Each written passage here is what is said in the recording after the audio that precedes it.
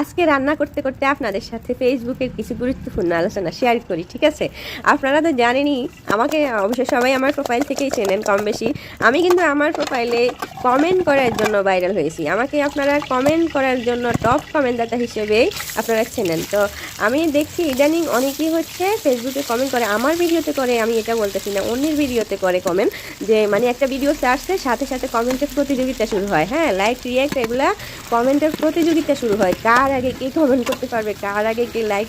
অবশ্য সবাই না, যারা অনেকে আছে নতুন, বুঝে না। হ্যাঁ, আসলে এই জিনিসটা যদি করেন তাহলে হচ্ছে, আমরা যদি এটা করি, আমি আমার কথা বলতেছি, যদিও আমি এই জিনিসটা একেবারেই করি না, তো যদি এই জিনিসটা করেন যে সবার আগে ফার্স্ট হওয়ার জন্য আমি একটা কমেন্ট করে বসি ভিডিও না দেখে, আসলে এটা আমরা না বুঝলেও এটা ফেসবুক বুঝে। হ্যাঁ, ফেসবুক যদি এই জিনিসটা যে বুঝে, আপনাকে কখনো কখনো আপনি সফল হবেন না। আপনি বলেন, আমি বলেন, আমরা কেউ সফল হব না।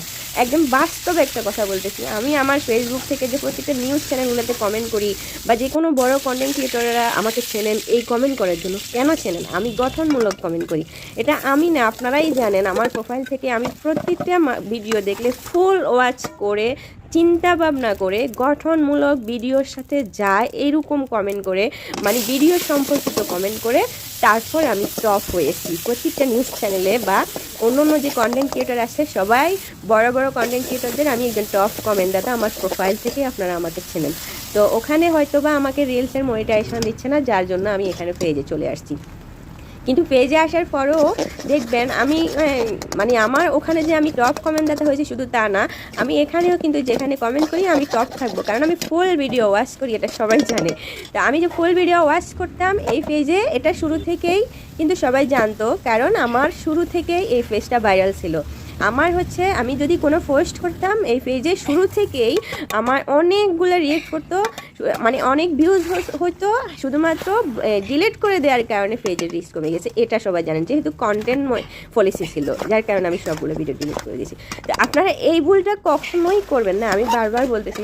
যদি দেখবেন আমি আমার সবগুলো ভিডিও যদিও ডিলিট করে দিই আমার পেজ থেকে, এখন যে আমি আবার অ্যাক্টিভ আছি না, আমি যে অন্যের ভিডিও ফুল ওয়াচ করে কমেন্ট করি, গঠনমূলক ভিডিওর সাথে যায়, আমার কমেন্টটা কিন্তু অনেক বড় থাকে এবং সবার আগে আমার কমেন্ট থাকে না। আমি আস্তে ধীরে ধীরে সুস্থে এটার সাথে ভালো মানায় যে এই সম্পর্কিত, মানে ভিডিও সম্পর্কিত কী কথা বলে, ওই টাইপের কমেন্ট করি, ঠিক আছে? তা ওইভাবে করবেন, তাহলে সফল হবেন। আমি বলে দিচ্ছি, একদিন ঠিকই আপনারা সফলতা পাবেন যদি অন্যের ভিডিও ফুল ওয়াচ করে লাইক কমেন্ট করেন।